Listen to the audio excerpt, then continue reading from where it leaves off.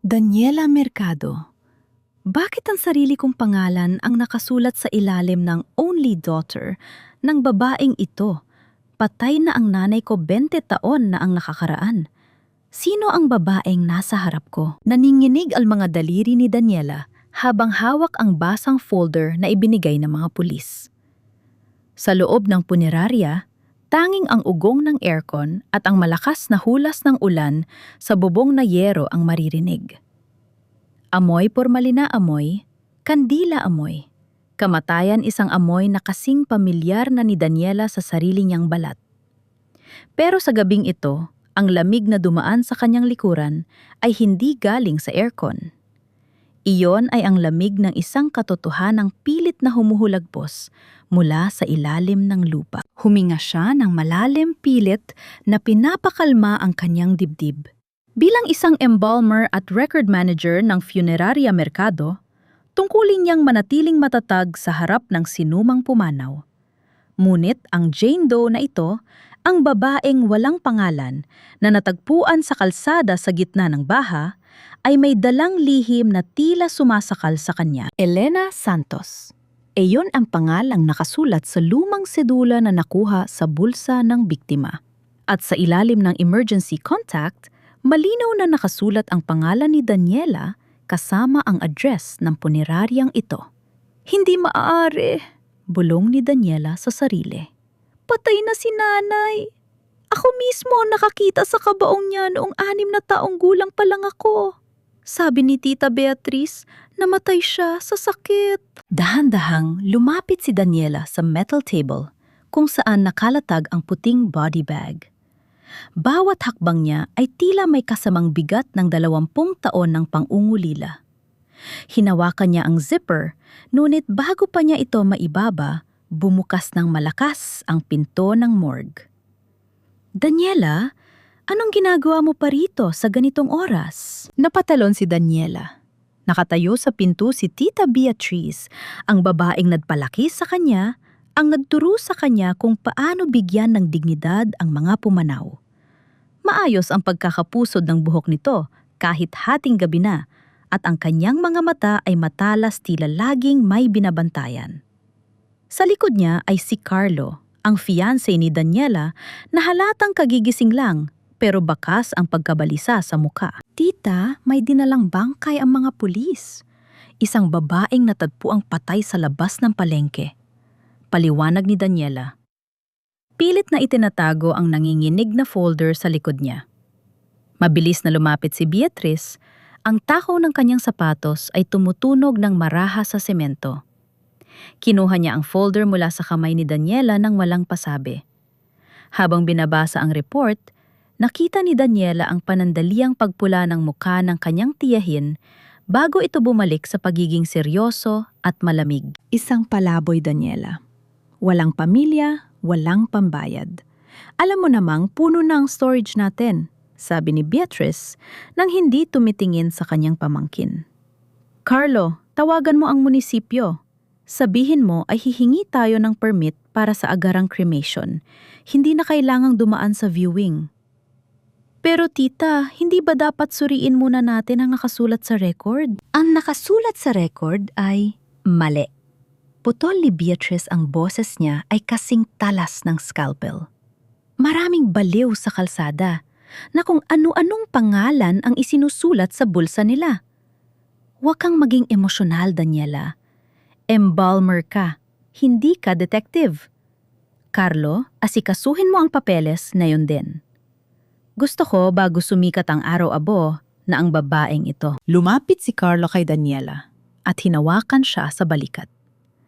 Ang haplos na dati ay nagbibigay ng kumpas sa kanyang puso ngayon ay tila isang tanikala na pumipigil sa kanya. Makinig ka na kay Tita Hon. Pagod ka lang. Halika na ihatid na kita sa taas para makapagpahinga ka. Ako na ang bahala rito. Malambing na sabi ni Carlo. Pero ang kanyang mga mata ay hindi mapakali, laging sumusulyap sa body bag na tila ba natatakot siyang bigla itong bumukas. Sandali lang, sabi ni Daniela, kumakawala sa hawak ni Carlo. Kahit sandali lang, tita. Hayaan niyo akong ayusin ang mukha niya. Kahit walang pamilyang darating, karapatan niyang humarap sa Panginoon nang maayos ang hitsura. Iyon ang itinuro niyo sa akin, di ba? Na bawat patay ay may kwento. Tapos na ang kwento niya, Daniela, sigaw ni Beatriz. Huwag mo akong pagsabihan tungkol sa trabahong ako ang nagturo sa'yo. Lumabas ka na. Napilitang tumalikod si Daniela. Habang naglalakad, palabas muli niyang nilingon ang mesa. Sa ilalim ng fluorescent light na kumukurap-kurap, napansin niya ang isang detalye na hindi nakita ni na Beatriz at Carlo. Ang kaliwang kamay ng bangkay ay nakalawit ng bahagya sa gilid ng mesa. Ang mga daliri nito ay hindi diretsyo. Tila ba may mahigpit itong hawak bago pa man dumating ang huling hininga? At sa gitna ng pagmamadali ni na Beatriz na itago ang katotohanan, may isang bagay na nahulog mula sa kamao ng babae at gumulong sa ilalim ng cabinet. Isang maliit na bagay na kumikinang. Nagkunwari si Daniela na ayusin ang kanyang sapatos. Mabilis niyang dinampot ang bagay na iyon. Isang singsing.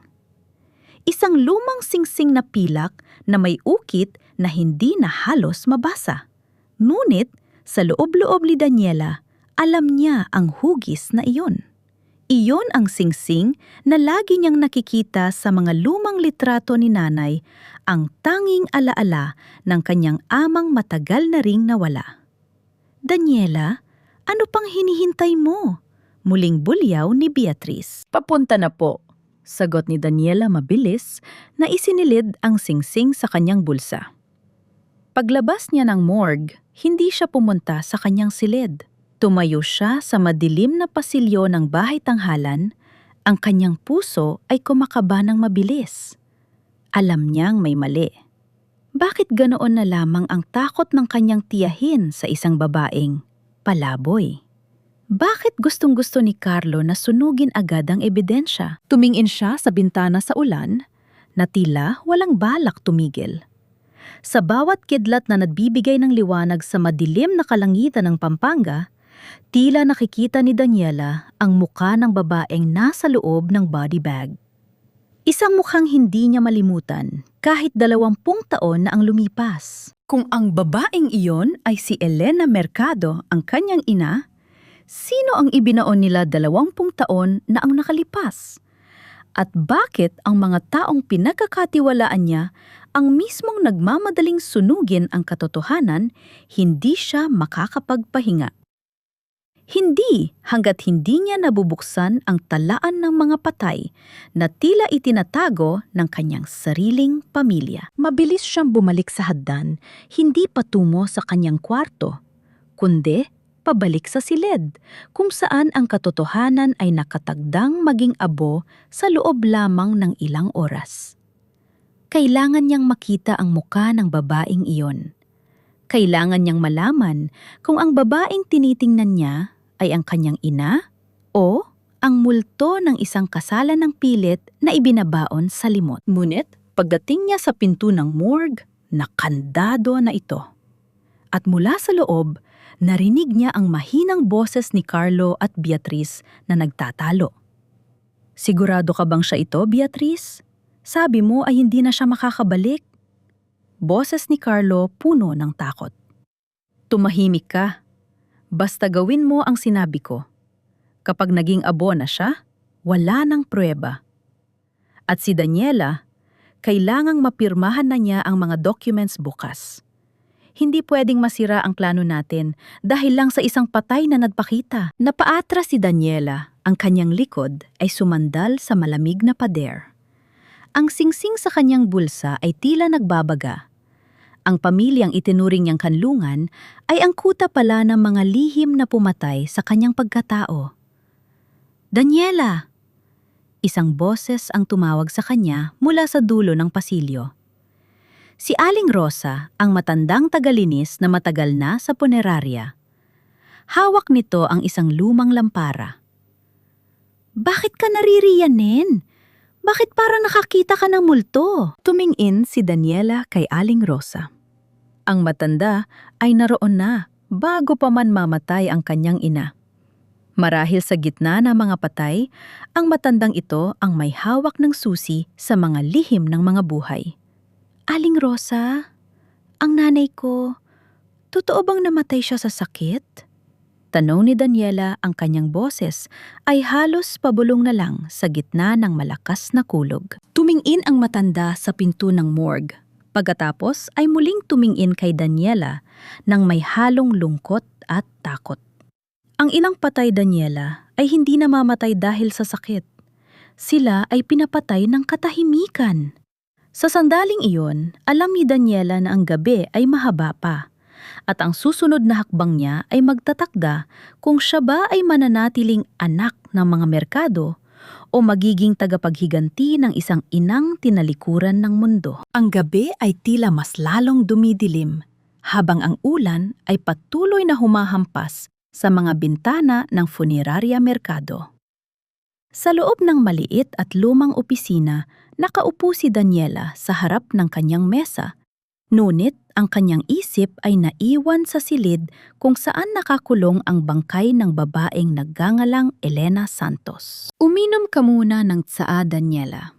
Namumutla ka, sabi ni Carlo, habang inilalapag ang isang tasa sa harap niya. Ang boses nito ay puno ng pag-aalaga. Ngunit sa pandinig ni Daniela, tila may himig ito ng pagmamadali. Salamat, Carlo. Sagot niya nang hindi tumitingin. Ang kanyang kamay ay nakakuyom sa loob ng bulsa mahigpit na hawak ang pilak na singsing. Huwag mo nang masyadong isipin ang sinabi ni Tita Beatriz, patpapatuloy ni Carlo habang hinahaplos ang kanyang likod. Alam mo naman si Tita, ayaw lang niyang magkaroon ng problema ang negosyo. Lalo na't malapit na tayong ikasal. Gusto niyang maging maayos ang lahat para sa atin. Tumingin si Daniela kay Carlo. Ito ang lalaking pinang-arap niyang makasama habang buhay, ang lalaking tumulong sa kanya sa mga gabing pagod siya sa pag-embalsamo. Pero bakit ngayon ang bawat salita nito ay tila isang pako na pilit isinasara ang isang kabaong? Carlo, bakit parang nagmamadali kayo? Isang gabi lang naman ang hinihingi ko para masuri ang records. Kung totoo nang may mali sa files ng pulis, baka mabalikan tayo ng munisipyo kapag sinunog agad natin ang ebidensya. Mahinahong. Sabi ni Daniela, sinusubukan ang reaksyon ng kanyang fiancé. Bahagyan natigilan si Carlo. Ang kanyang panga ay tumigas bago muling nagpakita ng isang pilit na ngiti. Han, wala tayong ebidensyang itinatago dahil wala naman talagang kasalanan. Isang palaboy lang siya, Daniela. Huwag mong sirain ang gabi natin dahil sa isang taong hindi mo naman kilala. Tumayo si Carlo at kinuha ang isang folder mula sa cabinet. Napalaheto ang mga papers para sa merger ng puneraria sa grupo ni na Mr. Sai. Kailangan na lang ang pirma mo bilang manager at co-owner. Sabi ni Tita, mas maganda kung matatapos natin ito bago ang kasal para wala na tayong iisipin sa honeymoon. Tumingin si Daniela sa mga dokumento. Merger. Ang lupang kinatatayuan ng puneraryang ito ay pamana ng kanyang lolo para sa kanyang ina na napunta sa kanya. Ngayon, gusto ni na Beatriz at Carlo na ibigay ito sa isang malaking korporasyon. Titingnan ko muna bukas, Carlo. Masama ang pakiramdam ko pagdadahilan niya. Nang makaalis si Carlo, naiwan si Daniela sa katahimikan. Ngunit ang katahimikang yon ay mabilis na nabasag ng tunog ng isang sasakyang papaalis.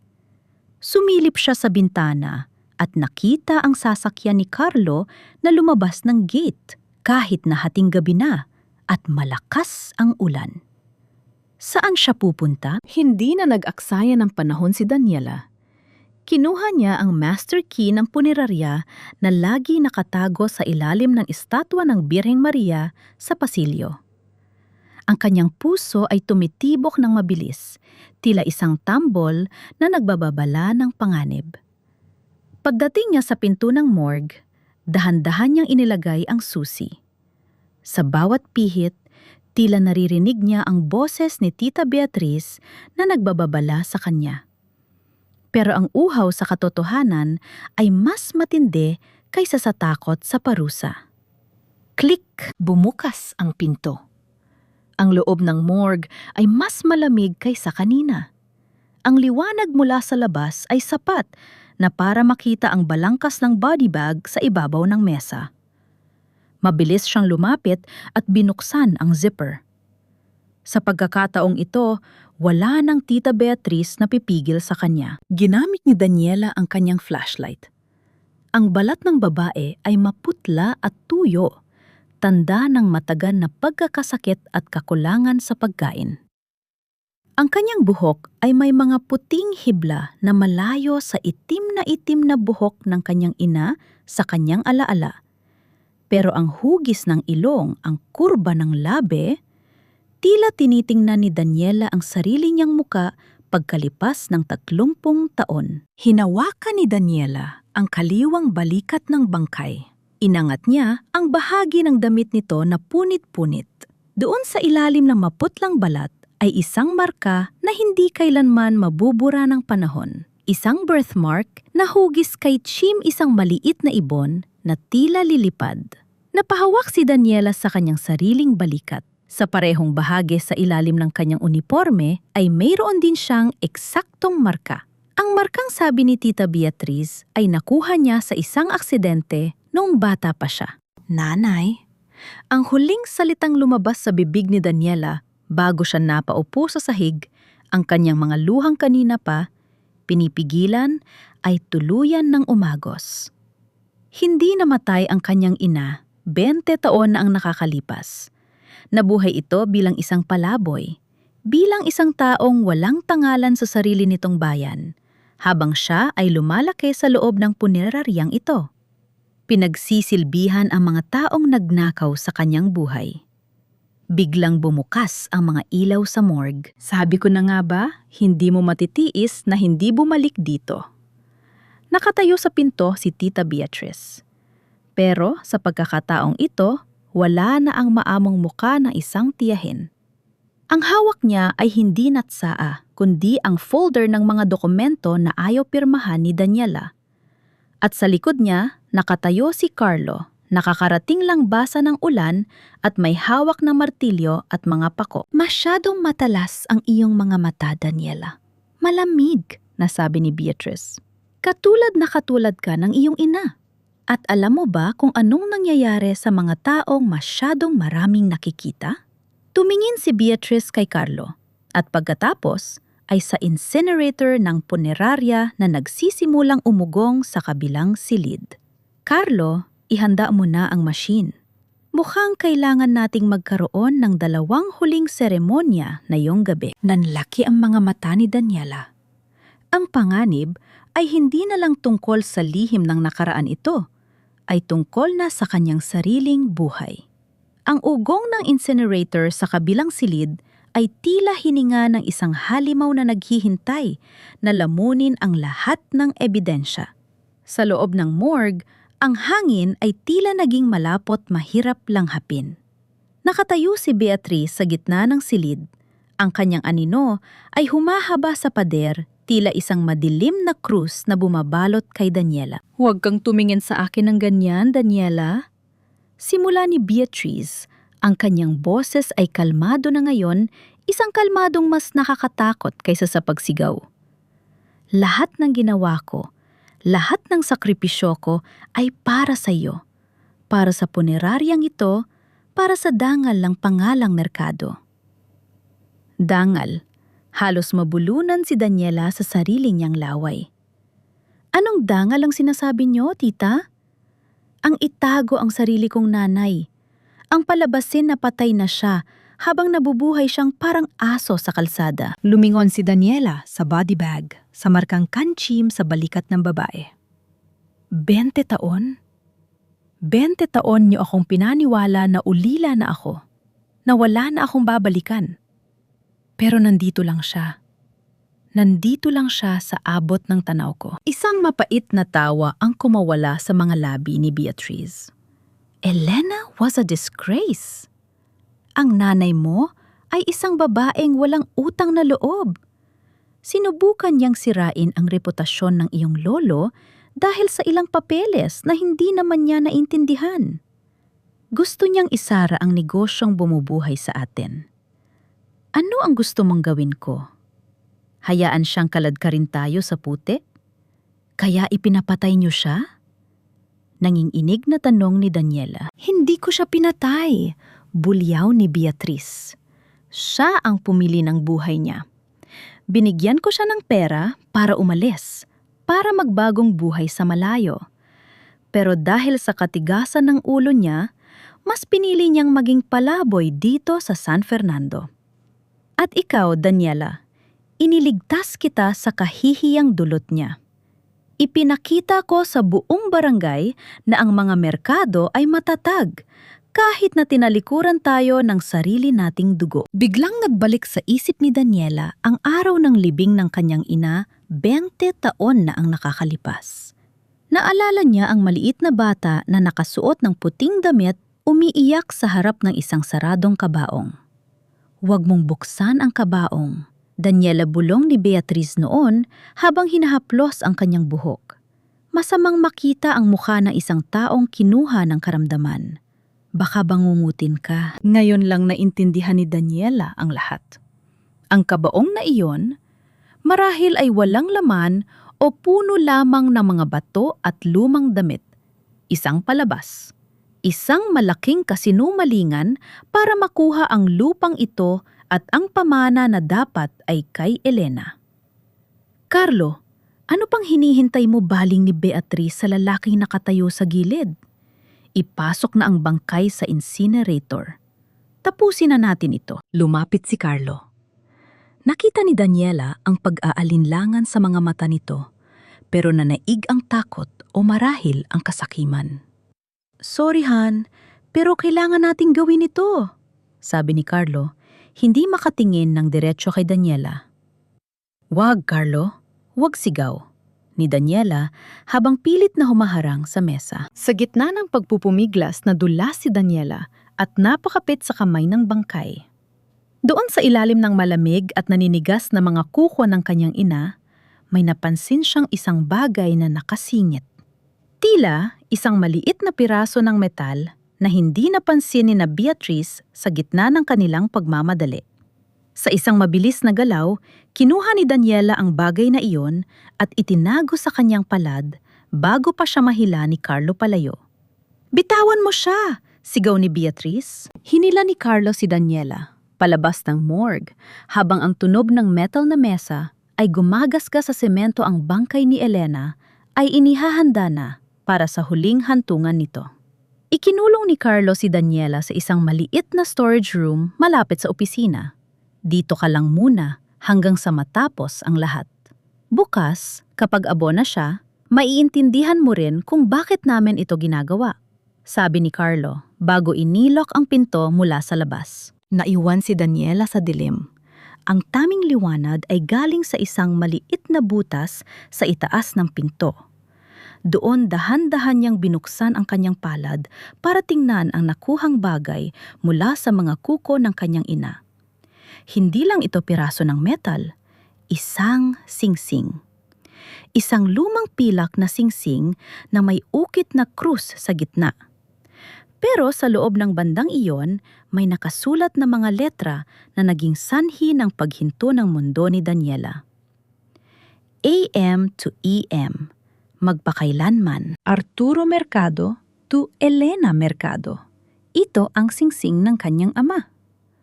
Ang amang sabi ni Beatrice ay namatay sa dagat noong sanggol pa lang siya. Ang singsing na ito ay lagi lamang nakatago sa isang kahon na nakakandado sa kwarto ni Beatrice. Bakit ito hawak ng kanyang nanay? Bakit tila pilit itong itinago ni Elena sa kanyang huling hininga? Naintindihan ni Daniela ang kanyang ina ay hindi lang basta nawala o nadin palaboy. Bumalik si Elena para sa isang bagay na mahalaga. At ang singsing na ito ay hindi lang alahas. Ito ay isang paalala na ang lahat ng pagkatao ni Daniela ay nakatali sa isang katotohanang pilit na sinusunog ng mga taong pinagkatiwalaan niya. Mula sa kabilang silid, narinig ni Daniela ang malakas na ugong ng apoy. Isang hikbi ang kumawala sa kanyang lalamunan. Ang kanyang ina ay wala na, muli. Pero sa pagkakataong ito, iniwan ni Elena ang susi sa lahat ng kasinungalingan ni Beatriz. Ang pilak na singsing ay malamig sa kanyang kamay, pero ang apoy ng paghihigante ay nagsisimula ng mag-alab sa puso ni Daniela. Hindi niyo ito maitatago sa apoy tita bulong niya sa dilim, dahil ang katotohanan ay hindi nagiging abo. Tumigil na ang ugong ng incinerator. Sa loob ng madilim na storage room, ang katahimikan ay tila isang mabigat na kumot na sumasakal kay Daniela. Alam niya ang ibig sabihin ng katahimikang iyon, ang huling pisikal na ebidensya ng kanyang ina ay naging abo na. Wala na si Elena Mercado. Sa pangalawang pagkakataon, ninakawan siya ng pagkakataong mayakap ang babaeng nagbigay sa kanya ng buhay. Ngunit sa pagkakataong ito, hindi iiyak si Daniela hanggang sa maubos ang kanyang lakas. Hinawakan niya ang pilak na singsing sa kanyang bulsa. Ang lamig nito ay nagsilbing paalala. Ang laban ay nagsisimula pa lamang.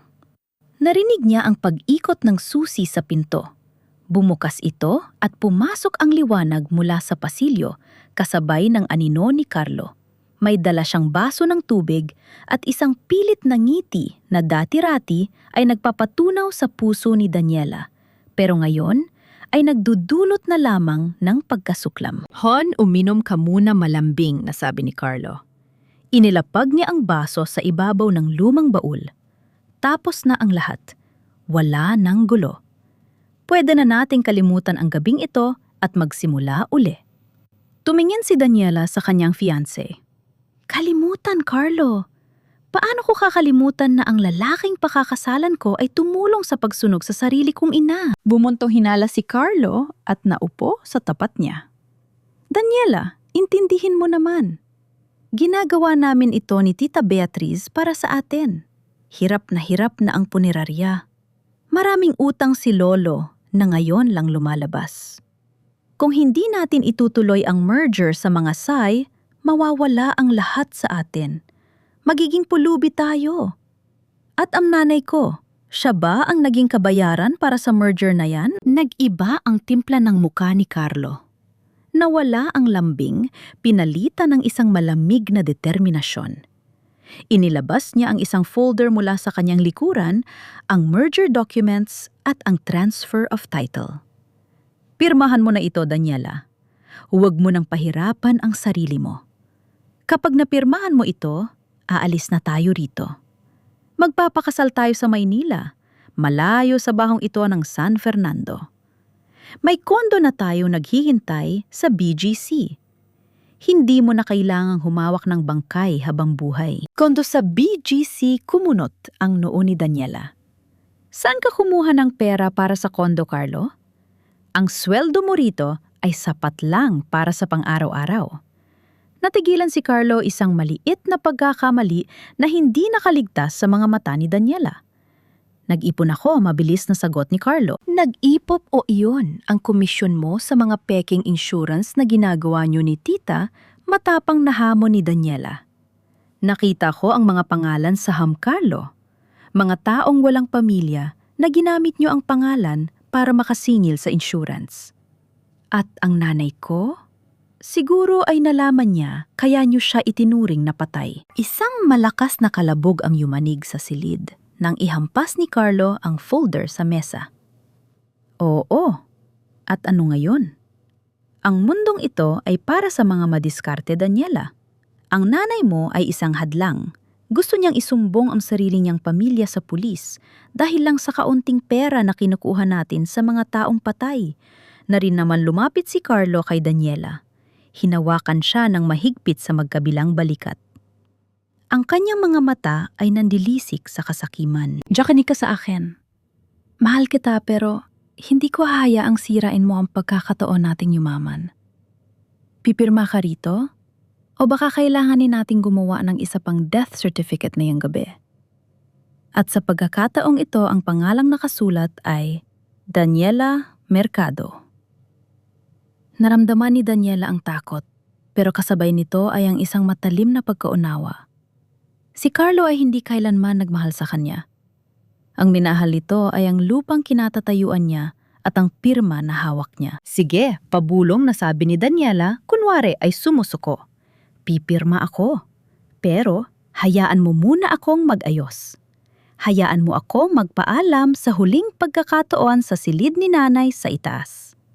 Nag-alinlangan si Carlo, pero nang makitang tila nang hihina si Daniela, lumuwag ang hawak niya.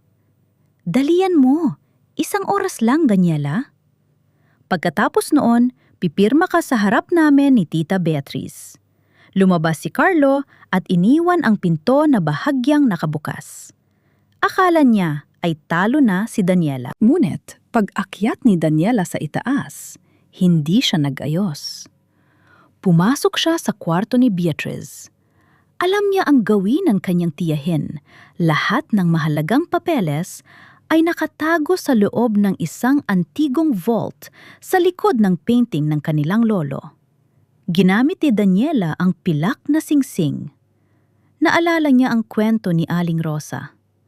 Ang singsing ng tatay mo ay may kasamang maliit na susi sa loob ng ukit. Binuksan niya ang ukit ng singsing. Isang maliit na pin ang lumabas.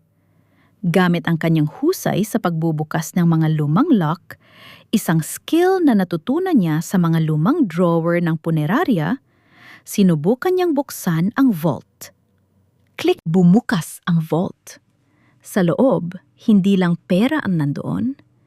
May isang maliit na notebook na kulay itim. Ito ang talaan ng mga patay na tunay ang listahan ng lahat ng insurance fraud na ginawa ni na Beatrice at Carlo sa loob ng 10 taon. At sa huling pahina, may isang slip ng papel na bagong gupit ang insurance claim para sa isang Elena Santos na nagkakahalaga ng 2 milyong piso. Pinatay nila ang kanyang ina sa papel bago pa man ito tuluyang mamatay sa kalsada. Ngunit may isa pang nadiskubre si Daniela sa ilalim ng notebook. Isang dokumento na magpapabago sa lahat. Ang lupa ng punerarya ay hindi kailanman nailipat kay Beatrice. Nanatili itong nakapangalan kay Elena Mercado. At dahil si Elena ay patay na sa mata ng batas 20 taon na ang nakakalipas ang tanging lehitimong tagapagmana ay si Daniela. Hindi kailangan ni Daniela ang merger. Siya ang may-ari ng lahat. Biglang bumukas ang pinto ng kwarto. Nakatayo roon si Beatrice, hawak ang isang baril na nakaturo sa puso ni Daniela. Sabi ko na nga ba, hindi ka titigil hanggat hindi mo nahuhukay ang sarili mong libingan, malamig na sabi ni Beatrice. Nakatutok ang dulo ng baril sa dibdib ni Daniela. Sa ilalim ng malamig na liwanag ng kwarto, ang mukha ni Tita Beatrice ay hindi na mukha ng kinalakihan niyang tagapagligtas. Ito ay mukha ng isang estranjero na handang pumatay para sa sariling interes. Ibinigay ko sa iyo ang lahat, Daniela. Malamig na simula ni Beatrice. Ang kanyang boses ay hindi nanginginig. Pinakain kita, binihisan, at binigyan ng pangalang iginagalang sa San Fernando. Utang mo sa akin ang bawat hininga mo. At ito ang isusukli mo, ang pagnanakawan ako sa sarili kong kwarto. Pagnanakaw. Bahagyan itinaas ni Daniela ang itim na notebook. Ang pagnanakaw ay ang ginawa niyo sa nanay ko, Tita. Ang pagnanakaw ay ang paggamit sa mga patay para payamanin ang sarili niyo ni Carlo. Hindi ito sa inyo. Kahit kailan hindi naging inyo ang Funeraria Mercado. Isang mabilis na hakbang ang ginawa ni Beatrice at malakas na sinampal si Daniela. Dumugo ang labi ng dalaga pero hindi siya kumurap. Pirmahan mo ang merger, Daniela? Na yun din, utos ni Beatrice. Kapag ginawa mo yon, hahayaan kitang umalis. Ibibigay ko sa iyo ang share mo at pwede ka nang maglaho.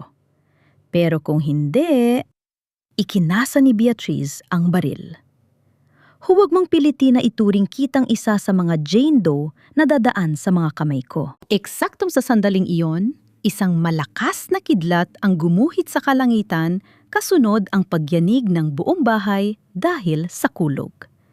Biglang namatay ang mga ilaw. Sa gitna ng kadiliman, narinig ni Daniela ang pagkataranta ni Beatrice. Hindi na sanay ang matanda sa dilim. Si Daniela ang sanay dahil madalas siyang magtrabaho sa morgue kahit walang kuryente. Ginamit ni Daniela ang pagkakataon. Sinipat niya ang anino ni Beatrice at mabilis na tinulak ang mabigat na tukador patungo sa kinalalagyan nito. Narinig niya ang pagsigaw ng kanyang tiyahin at ang pagbagsak ng baril sa sahig. Hindi na naghintay si Daniela. Hawak ang itim na notebook at ang pilak na singsing, tumakbo siya palabas ng kwarto, pababa ng hagdan at tuloy-tuloy sa pintuan ng punerarya. Hindi na niya inisip ang ulan. Hindi na niya inisip ang baha. Kailangan niyang makalayo. Tumakbo siya patungo sa palengke ng San Fernando, ang lugar kung saan sinasabing natagpuan ang bangkay ni Elena. Hingal na hingal siya basang-basa at manginginig sa ginaw. Huminto siya sa ilalim ng isang saradong sari-sari store para magkanlong. "Ikaw?" Isang boses mula sa dilim ang nagpagulat sa kanya. Isang matandang lalaki na nakabalot sa sako ang dahan-dahang lumabas mula sa tumpok ng mga karton. Si Mang Tano, ang kilalang palaboy sa palengke na madalas bigyan ni Daniela ng pagkain noon kapag dumadaan siya. "Mang Tano, ako po ito si Daniela," sabi niya. Pilit na pinapakalma ang sarili. Tinitigan siya ng matanda. "Ang anak ng multo? Bakit ka nandito sa ulan, Neng? Anong tawag niyo sa akin?" Napatayo si Daniela. "Ang anak ng multo," ulit ni Mang Tano. Lumapit ang matanda, ang kanyang mga mata ay puno ng lungkot. "Matagal ka na namin nakikita. Simula noong bata ka pa. Kasama namin ang nanay mo rito sa gilid ng palengke. Si Elena." Parang tinusok ng libu-libong karayom ang puso ni Daniela. "Kilala niyo po si Elena, ang nanay ko." Tumanggo ang matanda. Sino ang hindi makakakilala sa kanya? Siya ang multo ng San Fernando. Tuming hapon bago lumubog ang araw, nakatayo iyon sa harap ng gate ng inyong punerarya. Hindi siya lumalapit. Nakatingin lang siya sa bintana ng opisina mo. Sabi niya, "Nandoon ang buhay ko. Nandoon ang anak ko." Napaupo si Daniela sa semento. Bakit hindi siya lumapit sa akin? Bakit hindi niya ako tinawag?" "Natatakot siya, Neng," buntong hinala ni Mang Tano. "Sabi niya may mga masamang tao sa loob ng bahay na yon.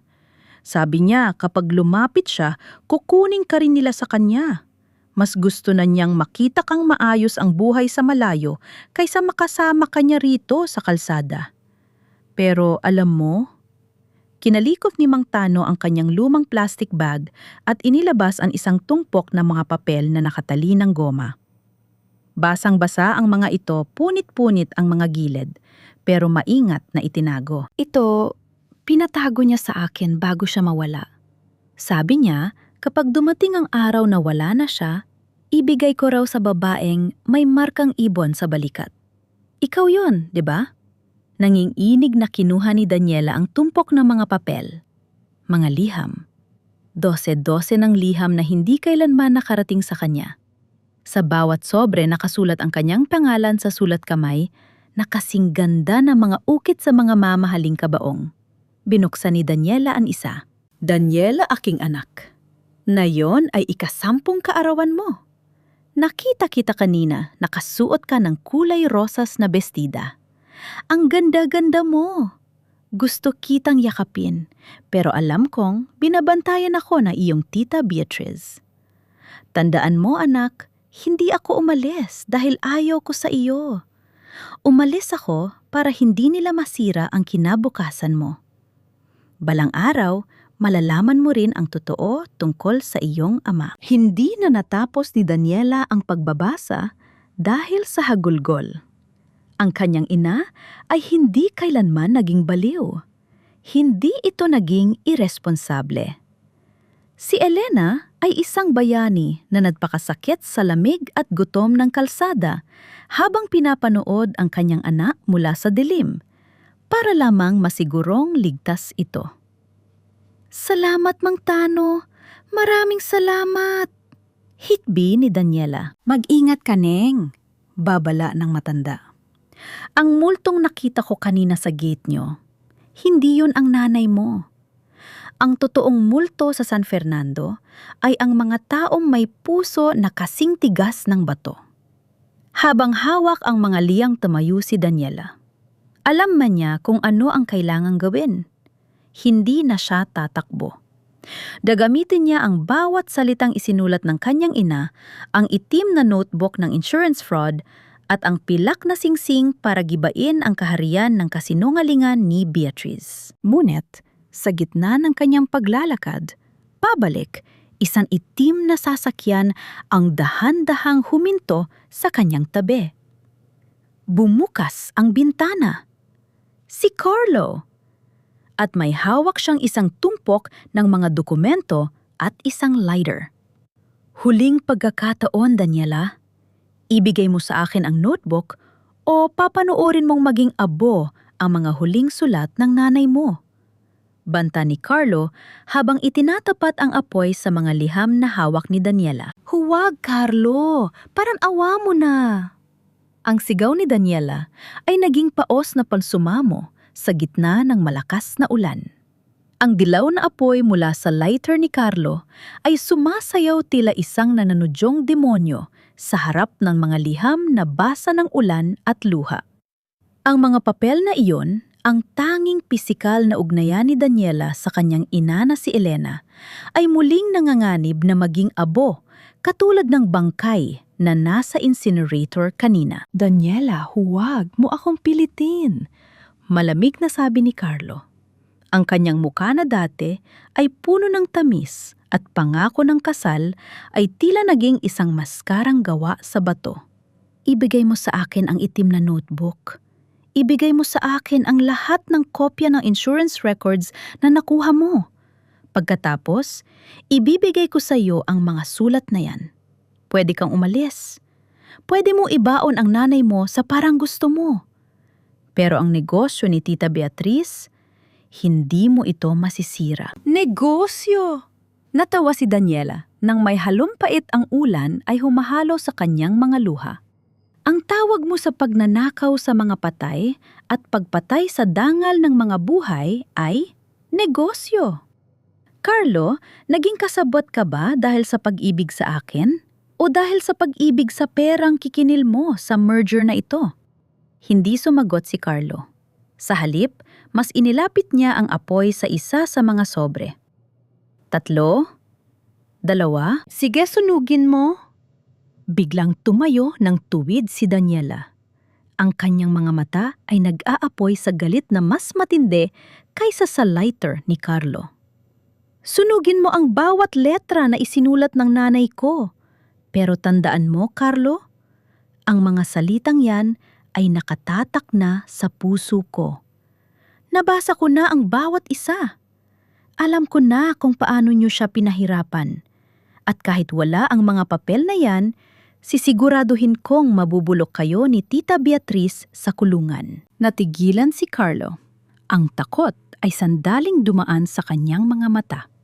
Sa sandaling iyon, alam ni Daniela na ang lalaking nasa harap niya ay isang duwag na nagtatago lamang sa likod ng kapangyarihan ni Beatrice. Mabilis na kumilos si Daniela. Hindi niya inasinta ang notebook. Sa halip, sinipa niya ng malakas ang pinto ng sasakyan ni Carlo habang ito ay bahagyang nakabukas. Dahil sa gulat na bitawan ni Carlo ang lighter sa basang kalsada at namatay ang apoy nito. Sinamantala ni Daniela ang pagkakataon. Tumakbo siya palayo, yakap-yakap ang mga liham at ang notebook sa ilalim ng kanyang jacket. Naririnig niya ang pagmura ni Carlo at ang mabilis na pag-andar ng sasakyan nito para habulin siya. Pumasok si Daniela sa isang makipot na eskinita sa gilid ng palengke na hindi kayang pasukin ng kotse. Sa dulo ng eskinita sa ilalim ng isang nakasabit na lona, napaupo si Daniela. Nanginghinig ang buong katawan niya. Dahan-dahan niyang inilabas ang isa sa mga liham na hindi pa niya nababasa ng buo. Isang liham na may petsang 5 taon na ang nakakalipas. Daniela, anak ko, kung binabasa mo ito marahil, ay natagpuan mo na ang lakas na tanungin si Beatrice tungkol sa iyong ama na si Arturo. Huwag kang maniniwala na namatay siya sa aksidente. Si Arturo ay may hawak na katotohanan tungkol sa mga peking fund ng Pamilya Mercado bago siya nawala. Ang singsing na ibinigay ko sa iyo, may lihim yon. Hanapin mo ang lumang simbahan sa San Simon. Doon sa ilalim ng rebulto ng San Roque, itinago ni Arturo ang tunay na testamento ng iyong lolo. Nanlaki ang mga mata ni Daniela. San Simon yon ang bayan kung saan nakatira ang pamilya ni Carlo. Isang masakit na katotohanan ang dumaan sa kanyang isip. Hindi lang si Beatriz ang may kinalaman dito. Ang pamilya ni Carlo, ang mga taong nagpakilala sa kanya sa lalaking ito, ay bahagi ng isang mas malaking sabwatan na nagsimula pa bago pa man siya ipang-anak. Ang talaan ng mga patay na hawak niya ay dulo lamang ng malaking sindikato. Ang kanyang ina ay hindi lang biktima ng kasakiman ni Beatriz, kundi biktima ng isang sistemang pumatay sa kanyang ama at nagnakaw sa kanyang kinabukasan. Biglang tumunog ang cellphone ni Daniela sa kanyang bulsa. Isang hindi kilalang numero. Daniela? Ang boses ay mahina, parang galing sa hukay. Si Aling Rosa ang tagalinis sa punerarya. Aling Rosa, bakit po? Tumakas ka na, Neng. Huwag kang babalik dito. Sinunog nila ang kwarto mo. Lahat ng gamit mo, lahat ng records, ginagawa nilang mukhang aksidente. Sinasabi ni Beatrice sa mga pulis na nawawala ka raw at baka nasama ka sa sunog. Namilog ang mga mata ni Daniela. Ano? Gusto ba nila akong palabasing patay na rin? Oo, Daniela. Gagawa sila ng bagong talaan. At sa pagkakataong ito, ikaw na ang Jane Doe sa kanilang mga papel. Mag-ingat ka, anak. May mga tao silang binabayaran sa munisipyo. Wala kang matatakbuhan dito sa San Fernando. Naputol ang linya. Naiwan si Daniela sa gitna ng dilim, sa ilalim ng ulan, hawak ang mga liham ng kanyang inang patay at ang notebook ng mga patay. Siya na ngayon ang multo. Isang babaeng legal na binura ang pagkatao ng sarili niyang pamilya. Tumingin siya sa pilak na singsing sa kanyang daliri. Ang singsing na ito ang nag-iisang bagay na hindi nila mabubura. Gusto niyo akong maging patay? Bulong ni Daniela, ang kanyang boses ay naging malamig at matalim. Sige, pero bago ako mawala, sisiguraduhin kong ang lahat ng mga patay sa talaang ito ay babamon para ituro ang inyong mga kasalanan. Isang desisyon ang nabuo sa kanyang isip. Hindi siya susuko. Pupunta siya sa San Simon. Hahanapin niya ang huling alas ng kanyang ama. Ngunit bago pa siya makatayo, isang pares ng sapatos ang huminto sa harap niya. Hindi ito si Carlo. Hindi rin ito si Beatriz. Isang matandang lalaki na nakasuot ng uniforme ng pulis pero walang badge. Daniela Mercado? Tanong ng lalaki. Ako si Sergeant Valderrama, dating kasamahan ng tatay mo. Matagal na kitang hinahanap. Bago ka pa nila tuluyang maibaon ng buhay. Sa gitna ng madilim na eskinita, tinitigan ni Daniela ang matandang pulis na si Sergeant Valderrama. Ang ulan ay tila nagiging mas malupit, ngunit ang titig ng matanda ay matatag. Sergeant Valderrama, bulong ni Daniela. Sabi ni tita, patay na ang lahat ng kasamahan ni Papa. Iyon ang gusto nilang paniwalaan mo, Daniela. Sagot ng matanda habang iniaabot ang isang lumang kapote sa dalaga. Ang tatay mo, si Arturo, ay hindi namatay sa aksidente. Pinagtulungan nila siya dahil tumanggi siyang pirmahan ang mga peking record ng punerarya noong dekada 90. At ngayon, ginagawa nila sa iyo ang ginawa nila sa mga magulang mo. Ano po ang dapat kong gawin? Tanong ni Daniela, Ang kanyang boses ay nanginginig sa pagitan ng ginaw at takot. Ang notebook na hawak mo ay ebidensya ng kasalukuyan. Pero ang ebidensya ng nakaraan, ang tunay na dahilan kung bakit kailangang maglaho ng nanay mo, ay nasa ilalim pa rin ng Funeraria Mercado. May isang silid sa silong sa likod ng lumang imbakan ng mga chemical. Doon itinago ng tatay mo ang double records. Iyon ang kailangan natin para mapabagsak ang buong sindikato, hindi lang si Beatriz. Kahit na natatakot, alam ni Daniela na kailangan niyang bumalik sa lungga ng leon. Sa tulong ni Valderrama na nagsilbing lookout sa labas, lihim na bumalik si Daniela sa punerarya. Ang amoy ng sunog mula sa kanyang kwarto sa itaas ay humahalo sa malansang amoy ng pormalina. Alam niyang abala sina Beatriz at Carlo sa pakikipag-usap sa mga bumbero at pulis. Sa labas, pinalalabas na isang aksidente ang naganap. Dahan-dahan siyang bumaba sa silong o basement. Ang hangin dito ay mas mabigat, mas malamig at amoy lumang papel. Gamit ang flashlight ng kanyang cellphone, tinunto niya ang pader na puno ng mga kalawanging bariles ng chemical. Naalala niya ang ukit sa singsing ng kanyang ama. Krus! Sa dulo ng pader, may isang maliit na altar ng San Roque, ang patron ng mga may sakit at mga aso. Naalala ni Daniela ang kwento ni Mang Tano tungkol sa kanyang ina na lagi ring nagdarasal sa altar na ito. Inurong niya ang rebulto. Isang maliit na siwang ang lumitaw. Sa loob natagpuan niya ang isang metal na kahon. Pagbukas niya rito, hindi lang mga papel ang nandoon. May mga lumang ID, mga passport na may ibang pangalan pero mukha ng kanyang ama at ina, at isang tumpok ng mga death certificate na walang pirma ng doktor. Ngunit ang pinaka nakakagimbal na nadiskubre ni Daniela ay isang dokumento na may pamagat na Master Plan, San Fernando Expansion. Hindi lang ito tungkol sa insurance fraud. Ang Funeraria Mercado ay ginagamit na front para sa identity theft ng mga sanggol na idinadeklarang patay sa panganganak sa karatig na klinika, ngunit ang totoo ay ibinebenta sa ibang bansa. At ang pirma sa bawat pekeng death certificate ng mga sanggol na iyon, Beatriz Mercado. Naramdaman ni Daniela ang pagbaliktad ng kanyang sikmura. Ang kanyang pamilya ay hindi lang mga magnanakaw.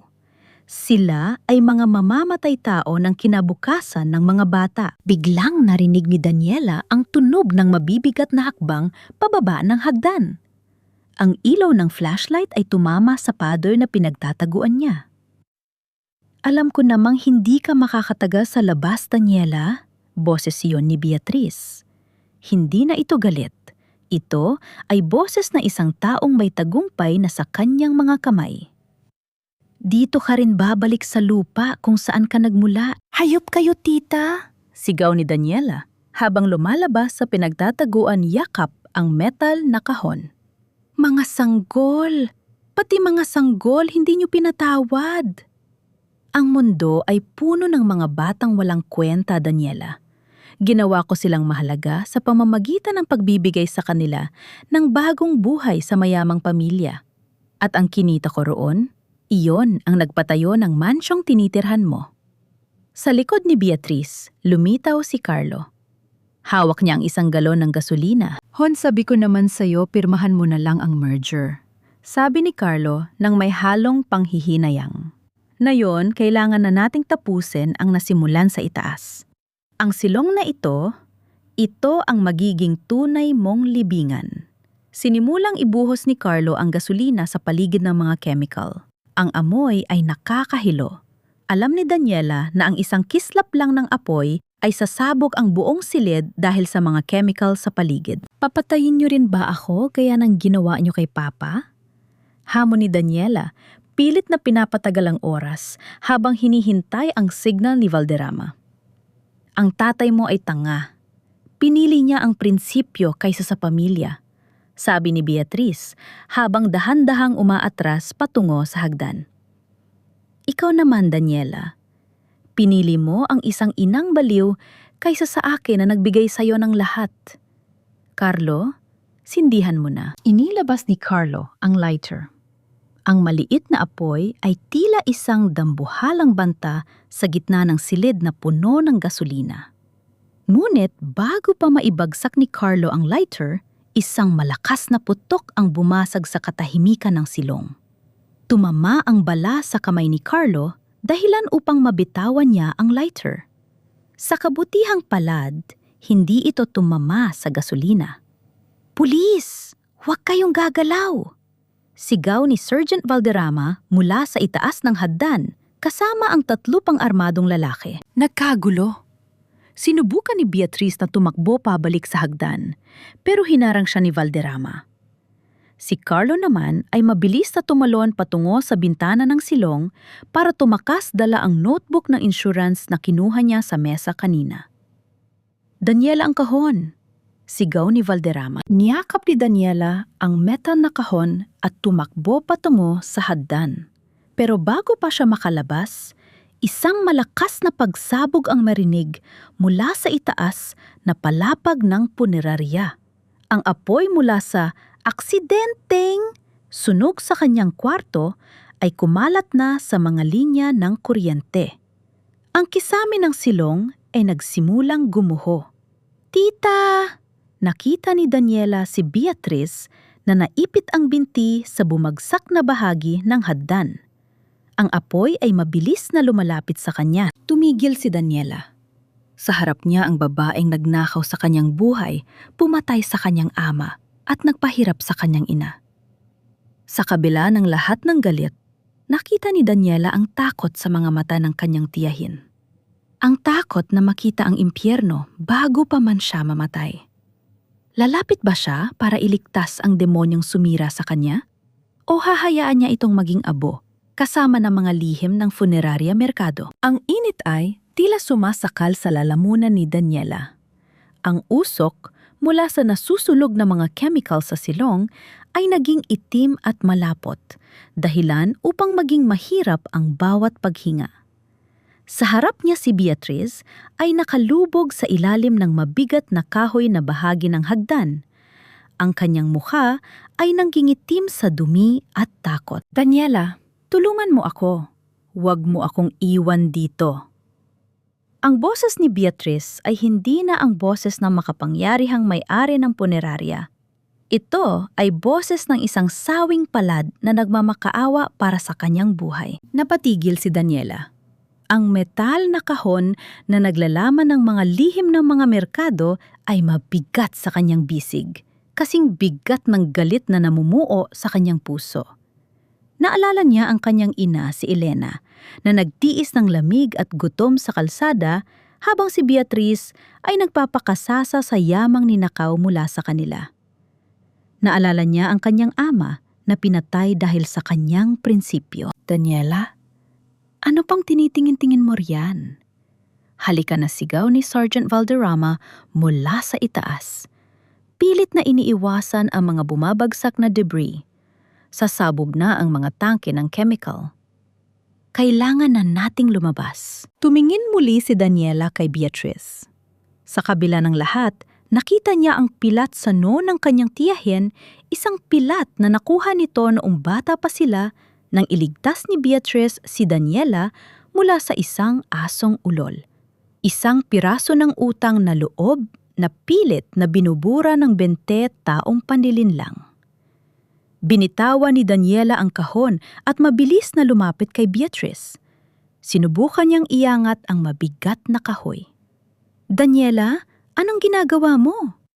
Umol ni Beatriz, ang mga mata ay nanlalaki sa gulat. "Inililigtas ko ang sarili ko mula sa pagiging katulad mo." Sigaw ni Daniela habang pilit na itinutulak ang post. "Hindi ako mamamatay tao, tita. Hindi ako gaya mo." Sa tulong ni Valderrama na mabilis na bumaba para alalayan ang dalaga na gawa nilang iangat ng bahagya ang post. Nagsumikap si Beatriz na gumapang palabas ang kanyang binti ay duguan at tila bali na. Ngunit sa sandaling makatayo ang matanda sa halip, na magpasalamat mabilis nitong sinunggaban ang metal na kahon na binitawan ni Daniela sa sahig. Akin ito, hindi nyo ito makukuha. Sigaw ni Beatriz ang kabaliwan ay muling rumehistro sa kanyang mga mata. Niyakap niya ang kahon na tila ito ang kanyang huling himinga. Tita, bitawan mo na yan! Masasabog na ang silid na ito, babala ni Daniela. Hindi. Kapag wala ito, wala na ang funeraria merkado. Wala na ang buhay ko.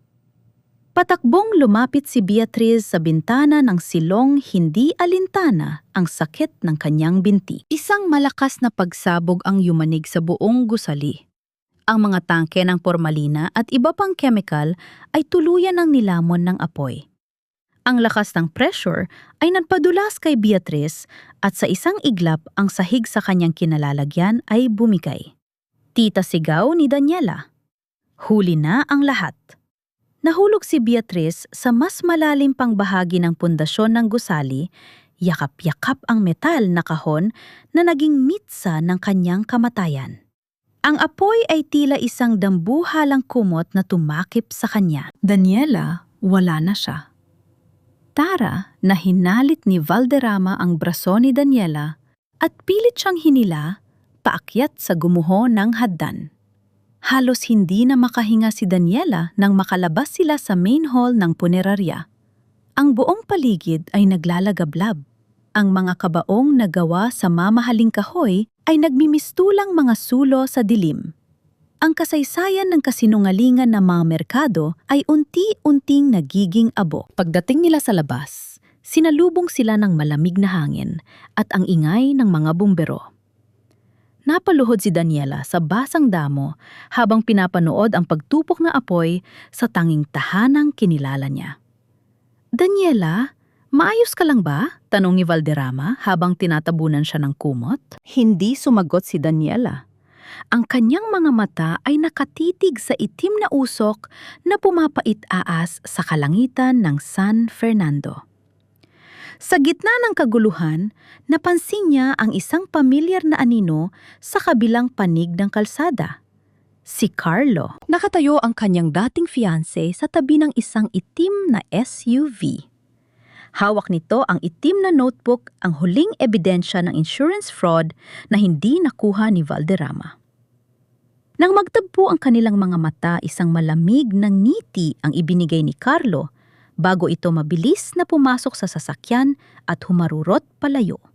Hindi pa tapos ito, Sergeant Pulong ni Daniela. Ang kanyang boses ay naging matigas na parang bakal. Nakuha ni Carlo ang listahan. Itatakas niya ang pera ng merger. Huwag kang mag-alala, may mga harang na ang bawat exit sa Pampanga, sabi ni Valderrama. Pero may isa ka pang kailangang malaman, Daniela. Bago sumabog ang silong, may nakuha akong isang folder mula sa mesa ni Beatriz. Tungkol ito sa nanay mo. Inabot ni Valderrama ang isang bahagyang nasunog na brown envelope. Binuksan ito ni Daniela nang nanginginig ang mga kamay. Sa loob ay may isang dokumento mula sa isang pribadong klinika sa Manila. Ang petsa ng kamatayan ni Elena Mercado ay nakasulat doon, kasalukuyang petsa. Ngunit may isang nota sa ilalim na isinulat ng isang doktor. Ang pasyente ay hindi namatay sa natural na dahilan. May bakas ng matagalang pagkalason sa kanyang dugo, isang uri ng chemical na ginagamit sa pag-eembalsamo. Nanlit ang mga mata ni Daniela. Hindi lang pinabayaan ni Beatriz ang kanyang ina sa kalsada. Unti-unti nilang nilalason si Elena habang ito ay bumabalik-balik sa punerarya gamit ang mga pagkaing ibinibigay nila rito bilang tulong sa palaboy. Ang galit ni Daniela ay hindi na lang para sa kanyang sarili. Ito ay para sa bawat patakmang lason na pilit na ipinakain sa kanyang ina sa loob ng maraming taon. Sergeant Valderrama, dalhin niyo ako sa San Simon, sabi ni Daniela habang tumatayo. Doon pupunta si Carlo. Doon niya kikitain ang mga taong bibili sa funeraria merkado. At doon ko tatapusin ang huling seremonya para sa kanila. Sa likod niya, ang funeraria merkado ay tuluyan ng gumuho na nag-iwan lamang ng isang malaking hukay ng apoy at usok. Ang bata sa talaan ng mga patay ay hindi na natatago. Siya na ang magsusulat ng huling pahina. Ang biyahe patungong San Simon ay tila isang paglalakbay sa gitna ng purgatorio. Sa labas ng bintana ng sasakyan ni Sergeant Valderrama, ang dilim ng gabi ay dahan-dahang napapalitan ng malamlam na liwanag ng bukang liwayway. Ngunit sa loob ng dibdib ni Daniela, ang bagyo ay hindi pa humuhupa. Lason! Ang salitang iyon ay paulit-ulit na umaalingaw-ngaw sa isip ni Daniela habang hawak niya ang bahagyang nasunog na report mula sa klinika. Hindi lang pala pagnanakaw ng ari-arian ang ginawa ni Beatriz. Hindi lang pala panlilinlang. Ito ay isang sistematikong pagpatay sa isang taong wala ng kalaban-laban. Naalala ni Daniela ang mga hapong nakikita niyang magpapalabas si Beatriz ng supot ng tinapay at tubig para sa palaboy sa labas ng gate. Akala niya noon ay kabutihang loob yon. Ang totoo, bawat subo ng kanyang ina ay may kalakip na kamatayan. Ang bawat patak ng tubig ay may halong chemical na unti-unting nagpapatigas sa mga lamang loob ni Elena na parang iniembalsa mo na siya habang humihinga pa. Daniela, uminom ka muna. Untag ni Valderrama habang iniaabot ang isang bote ng tubig. Malapit na tayo sa San Simon. Ang lupain ng mga pamilyang konsentidor sa mga ilegal na gawain mina Beatriz at Carlo. Ininom ni Daniela ang tubig, pero ang kanyang lalamunan ay nananatiling tuyo sa galit. Sergeant, bakit kailangan sa San Simon sila magkita? Hindi ba pwedeng sa opisina na lang ng mga SAI sa Manila? Dahil ang mga taong bibili ng funeraria merkado ay hindi lang interesado sa lupa, Daniela. Seryosong sagot ng matanda. Ang San Simon ang safe zone ng mga sindikato sa Central Luzon. Doon gaganapin ang pirmahan dahil nandoon din ang mga original records ng mga sanggol na idineklara nilang patay. Yon ang huling produkto na ibebenta ni Carlo bago siya tuluyang maglaho. Nanlamig ang mga kamay ni Daniela. Ang mga bata, ang mga sanggol na ninakawan ng pangalan at pamilya. Sila ang huling baraha ni Carlo. Pagdating nila sa isang marangyang subdivision sa San Simon, tumigil sila sa tapat ng isang malaking clubhouse na nakatago sa likod ng matatayog na puno ng acacia. Nakita ni Daniela ang itim na SUV ni Carlo na nakaparada sa harap. Ang paligid ay tahimik, pero ramdam ang tensyon. May mga lalaking nakabarong, pero bakas ang armas sa bewang na nakabantay sa paligid. Dito na lang ako, Daniela. Tatawag ako ng reinforcement, pero kailangan mong pumasok ng mag-isa para hindi sila makahalata. Bulong ni Valderrama. Heto, inabot niya ang isang maliit na recording device at isang flash drive. Lahat ng files na nakuha ko sa silong kagabi, nandoon na. Gamitin mo yan para pigilan ang merger. Huminga ng malalim si Daniela. Tumiin siya sa salamin ng kotse. Ang kanyang mukha ay may mga galos pa mula sa sunog, ang kanyang buhok ay magulo. Pero ang kanyang mga mata ay nagniningning sa determinasyon ng isang taong wala ng takot mawala. Inayos niya ang kanyang sarili. Ginamit niya ang kanyang kasanayan bilang isang embalmer para ayusin ang kanyang hitsura, isang malamig na maskara ng profesionalismo para itago ang nagbabagang damdamin. Isinuot niya ang pilak na singsing ng kanyang ama. Ito ang kanyang agimat. Dahan-dahan siyang bumaba at lumakad patungo sa clubhouse. Hinarang siya ng 2 gwardiya. "Sino ka, bawal ang bisita rito?" sabi ng isa. Tumingin si Daniela ng diretso sa mata ng gwardiya. "Ako si Daniela Mercado, ang may-ari ng funeraria Mercado. At kanina pa ako hinihintay ni Carlo at ng mga investor."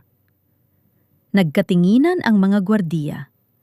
Dahil sa autoridad sa boses ni Daniela at sa pangalang dala niya, hinayaan nila siyang makapasok. Sa loob ng isang malawak na conference room, nakita ni Daniela si Carlo. Nakasuot ito ng mamahaling barong, tila isang kagalang-galang na negosyante, habang nakikipagkamay sa isang matandang lalaki na mukhang mayaman, si Mr. Sai. Sa ibabaw ng mesa ay nakalatag ang itim na notebook at ang mga merger documents. And now for the final signatures. Masayang sabi ni Carlo, hindi pa napapansin ang pagpasok ni Daniela. Ang huling seremonya ay hindi pa tapos, Carlo. Malakas na sabi ni Daniela. Sabay-sabay na lumingon ang lahat sa loob ng silid. Nanlaki ang mga mata ni Carlo. Ang kanyang muka ay namutla, tila nakakita ng tunay na multo mula sa abo ng punerarya. Daniela, paanong... Akala ko... Nauutal na, sabi ni Carlo. Akala mo ay naging abo na rin ako kasama ni Tita Beatrice? Hakbang-hakbang na lumapit si Daniela sa mesa. Pasensya na, Carlo. Pero ang mga patay na merkado, hindi sila basta-basta nananatili sa ilalim ng lupa kapag hindi pa naibibigay ang hustisya. Mr. Sai, huwag kayong makikinig sa kanya. Baliw ang babaeng ito, dala ng trauma sa sunog. Sigaw ni Carlo habang pilit na itinatago ang notebook. Tumingin si Mr. Sai kay Daniela nang may pagdududa. Sino ka ba talaga? At anong kinalaman mo sa transaksyong ito? Inilapag ni Daniela ang flash drive sa harap ni Mr. Sai. Ako ang tanging lehitimong tagapagmana ng Funeraria Mercado. At ang lalaking kaharap nyo, hindi lang lupa ang ibinibenta niya sa inyo. Ibinibenta niya sa inyo ang ebidensya ng pagpatay, identity theft at insurance fraud. Kapag pinirmahan niyo ang merger na yan, magiging kasabwat kayo sa lahat ng dumi ng pamilya Mercado. Huwag kang maniwala sa kanya. Sigaw ni Carlo sabay, sugod kay Daniela para agawin ang flash drive. Pero bago pa siya makalapit, mabilis na kinuha ni Daniela ang itim na notebook mula sa mesa. Huli ka na, Carlo. Ang lahat ng listahan ng mga sanggol na ibinenta nyo, lahat ng mga taong nilason nyo, nandoon na sa kamay ng mga awtoridad sa labas. Sa sandaling yon narinig ang malakas na wangwang ng mga pulis na pinaliligiran na ang clubhouse. Ang mga gwardiya sa labas ay nagsimula ng sumuko. Napaupo si Carlo sa sahig ang kanyang pangarap na yaman ay gumuho sa isang iglap. Tumingin siya kay Daniela na may halong puot. Sinira mo ang lahat, pwede tayong yumaman, Daniela. Pwede nating iwan ang baho ng punerarya. Ang tanging baho sa punerarya, Carlo, ay ang budi mo. Malamig na sagot ni Daniela. Lumapit ang mga pulis para arestuhin si Carlo at si Mr. Sai para sa interogasyon. Habang kinakaladkad si Carlo, palabas hinarap siya ni Daniela sa huling pagkakataon. May huling hiling si nanay bago siya namatay, Carlo? Bulong ni Daniela sa kanya. Ano? Tanong ni Carlo. Na masigurong ang bawat pangalan sa talaan ng mga patay ay muling mabubuhay sa katotohanan at magsisimula iyon sa pagsingil sa iyo. Habang pinapanood ni Daniela ang pag-alis ng mga pulis, naramdaman niya ang isang kamay sa kanyang balikat. Si Sergeant Valderrama. Tapos na, Daniela. Nakuha na natin ang lahat ng ebidensya. Sabi ng matanda. Hindi pa po, Sergeant. Sabi ni Daniela habang nakatingin sa sumisikat na araw. May isang huling seremonya pa akong kailangan gawin. Para kay nanay. At para sa lahat ng mga Jane Doe na hindi nabigyan ng pangalan. Ang sikat ng araw sa San Simon ay tila hindi sapat upang pawiin ang lamig na nananalaytay sa mga ugat ni Daniela. Habang pinapanood niya ang pagposas kay Carlo at ang paghatak dito, patungo sa sasakyan ng pulis, walang saya o kagalakan sa kanyang puso. Ang nararamdaman niya ay isang malalim at nakabibinging katahimikan. Ang katahimikan ng isang bahay na gumuho. Ngunit ang mga alaala ay nananatiling nakabaon sa ilalim ng mga guho. Daniela, hindi mo alam ang ginagawa mo. Sigaw ni Carlo, ang kanyang barong ay gusot-gusot na at ang kanyang mukha ay puno ng pawis at dumi. Pinatay mo ang pangalan ng mga merkado. Pinatay mo ang sarili mong kinabukasan. Sino na ang titingala sa iyo ngayon? Isang anak ng palaboy? Isang anak ng baliw. Huminto si Daniela sa harap ni Carlo. Tinitigan niya ito ng diretsyo walang bakas ng pag-aalinlangan. Ang kinubukasang sinasabi mo, Carlo, ay nakatayo sa ibabaw ng mga kabaong ng mga taong pinagnakawan niyo ng danggal. Mas gusto ko pang maging anak ng isang baliw na nagmahal sa akin ng tapat kaysa maging asawa ng isang kagalang-galang na mamamatay tao. Wala kang mapupuntahan. Huling hirit ni Carlo bago siya tuluyang isinakay sa loob ng mobile. Lumingon si Daniela kay Sergeant Valderrama. Sergeant, kailangan nating bumalik sa San Fernando. May huling seremonyang kailangang maganap. Pagbalik nila sa San Fernando, ang usok mula sa nasunog na Funeraria Mercado ay tila mga aninong nagsasayaw sa hangin. Ngunit hindi sa mga guho pumunta si Daniela. Tumuloy siya sa harap ng simbahan ng barangay kung saan nagtitipon ang mga tao dahil sa balita ng malaking sunog at ang pagkakaaresto sa mga merkado. Sa tulong ni Sergeant Valderrama at ng ilang mga pulis, naglabas si Daniela ng isang mesa sa gitna ng plaza. Sa ibabaw nito, inilatag niya ang itim na notebook, ang talaan ng mga patay na nakuha niya mula sa vault ni Beatrice. Ang mga tao sa barangay ay nagsimulang magbulong-bulungan. Naroon ang mga pamilyang mahihirap, ang mga tindera sa palengke at ang mga taong madalas makakita sa multo ng San Fernando. Mga kababayan, malakas na tawag ni Daniela. Ang kanyang boses ay nanginginig sa simula, ngunit unti-unting naging matatag. Lahat tayo ay kilala ang Funeraria Mercado bilang isang kanlungan ng mga pumanaw. Ngunit sa loob ng 20 taon ang kanlungang iyon ay naging kuta ng kasinungalingan. Binuksan ni Daniela ang notebook. Dito sa talaang ito nakasulat ang mga pangalan nyo. Ang mga pangalan ng inyong mga mahal sa buhay na idiniklarang patay sa insurance records kahit buhay pa sila. Ang mga sanggol na sinabing namatay sa panganganak ngunit ibinenta sa ibang bansa. Bawat pirma rito ay katumbas ng perang ninakaw ni na Beatrice Mercado at Carlo sa inyo. Isang malakas na ingay ng pagkagulat at galit ang umalingaw-ngaw sa plaza. Isang matandang babae ang lumapit umiiyak. Ang anak ko, sabi ni Beatrice ay patay na ang anak ko noong pinanganak ko sa klinika nila. Sabi niya ay inilibing na nila. Hindi po, Aling Marites. Malungkot na sabi ni Daniela habang ipinapakita ang isang record sa notebook. Ang anak niyo ay buhay. Ibinenta siya sa isang pamilya sa ibang bansa. At heto, ang record ng transaksyon. Ang galit ng taong bayan ay tila isang apoy na mas matindi pa kaysa sa sunog sa punerarya. Ngunit itinaas ni Daniela ang kanyang kamay para patahimikin sila. Ngunit higit sa lahat, lumunok si Daniela, ang kanyang mga mata ay napunta sa direksyon ng palengke. Gusto kong humingi ng tawad sa isang tao na 20 taon nating tinalikuran. Ang babaeng tinawag nating baliw, ang babaeng tinawag nating multo dahil lang sa dumi ng kanyang suot at sa lungkot ng kanyang mga mata. Inilabas ni Daniela ang mga liham ni Elena. Siya si Elena Mercado, ang tunay na may-ari ng punerarya, ang aking ina. Hindi siya baliw. Siya ay isang inang pilit na nilason ang katawan at sinira ang pagkatao dahil lamang sa katotohanang hawak niya. Nanatili siyang palaboy sa inyong harapan, nagtitiis ng gutom at lamig para lang mabantayan ang kanyang anak mula sa malayo. Natahimik ang buong plaza.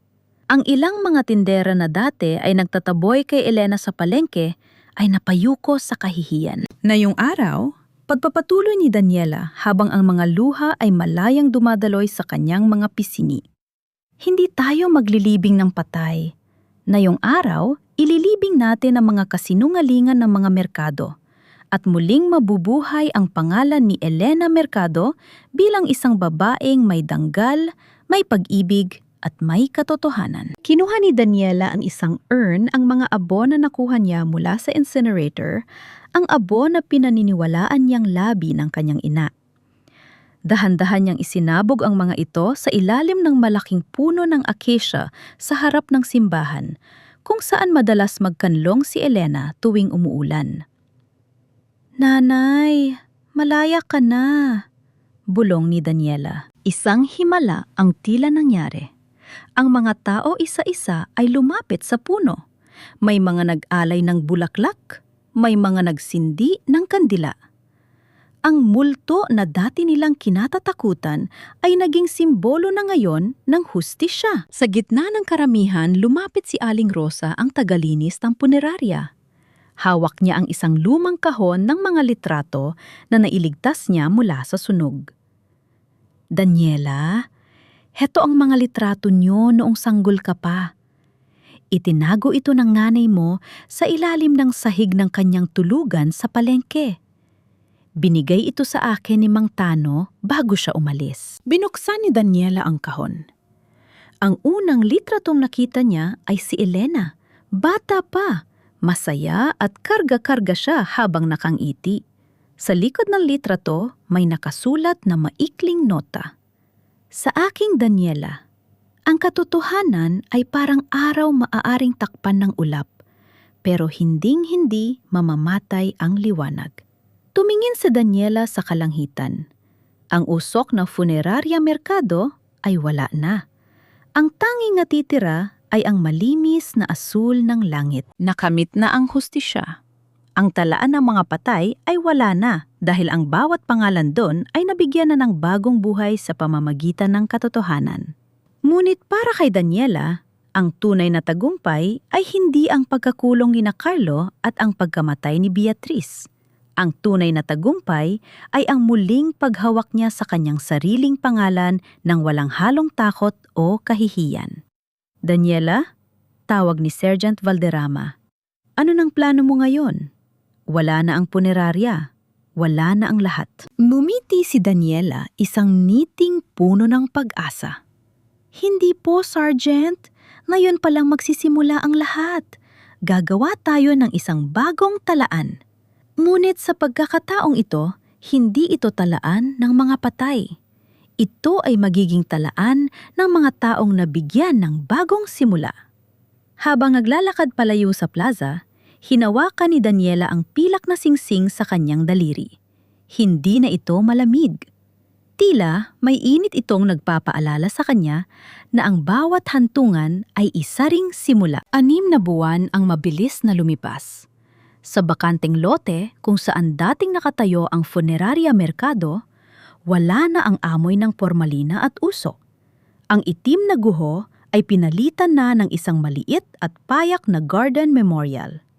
Hindi na ito isang kuta ng mga lihim, kundi isang bukas na espasyo kung saan ang sinuman ay pwedeng mag-alay ng dasal. Sa loob ng isang maliit na opisina, sa tapat ng simbahan, nakaupo si Daniela Mercado. Hindi na siya nakasuot ng uniforme ng embalmer na tila ba may itinatago. Suot niya ay isang simpleng puting blusa at ang kanyang buhok ay malaya ng nakalugay. Sa harap niya ay isang bagong talaan, isang logbook para sa Lina's Dignity Foundation. Salamat po, Daniela. Kung hindi dahil sa iyo, baka hanggang ngayon ay iniisip ko pa ring pumanaw na ang anak ko, sabi ng isang ginang habang hawak ang kamay ni Daniela. Isa siya sa mga biktima ng sindikato ni Beatriz na muling nakaugnay sa kanyang anak na nasa ibang bansa sa tulong ng mga awtoridad at ng records na nailigtas ni Daniela. Wala po yon, Aling Marites. Karapatan niyo pong malaman ang totoo. Nakangiting sagot ni Daniela. Nang makaalis ang ginang, pumasok si Sergeant Valderrama. Mukhang pagod ang matanda, pero may bakas ng tagumpay sa kanyang mga mata. Balita mula sa korte, Daniela. Hinalata na ang hatol kay Carlo. Habang buhay na pagkabilanggo para sa identity theft, fraud, at direct involvement sa pagkamatay ng nanay mo dahil sa matagalang pagkalason. Huminga ng malalim si Daniela. Kumusta po siya? Wala na ang dating kayabangan, Daniela. Sabi ng mga gwardiya, madalas daw siyang managinip at sumisigaw na nakikita niya ang multo sa loob ng selda. Mukhang ang sariling budi na niya ang nagpaparusa sa kanya, bago pa man ang batas, sagot ni Valderrama. Ang pera, ang merger funds. Nakuha na lahat ng gobyerno. Gagamitin ang malaking bahagi nito para sa reparasyon ng mga pamilyang ninakawan ni Beatrice. Ang lupang ito, itinuro ni Valderrama ang bintana, ay opisyal na ring naisalin sa pangalan mo. Pwede mo nang itayo ang bagong punerarya kung gusto mo. Umiling si Daniela. Ayoko na pong magtayo ng punerarya, Sergeant. Gusto ko ang lugar na ito ay manatiling memorial garden. Isang paalala na, sa San Fernando, wala ng Jane Doe na malilimutan. Wala ng taong ituturing na multo habang nabubuhay. Pag-alis ni Valderrama, kinuha ni Daniela ang pilak na singsing ng kanyang ama. Nilinis niya ito at isinuot sa kanyang daliri.